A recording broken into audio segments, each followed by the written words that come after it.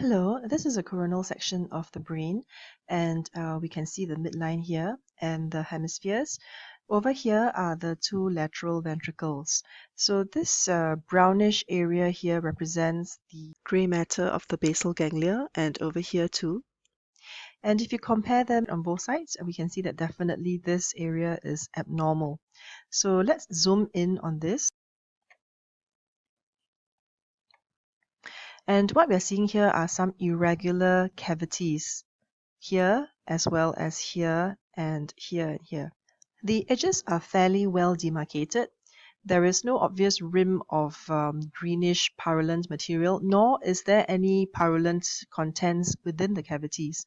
So these are actually examples of old cerebral infarction, where the brain had undergone liquefactive necrosis, and eventually the necrotic material would have been eaten up by macrophages within the brain.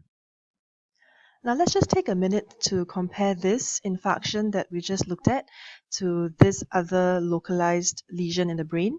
Here we can also see a cavity. However, if I were to zoom in, the edges of the cavity appear to be coated with this kind of tan exudative material. Now this is an abscess cavity, and in the live patient, this would have been filled up with greenish, yellowish, purulent material.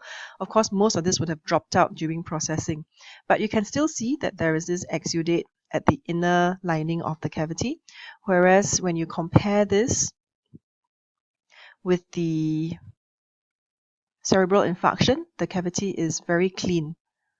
So just to compare and contrast, cerebral infarction and brain abscess. Thank you.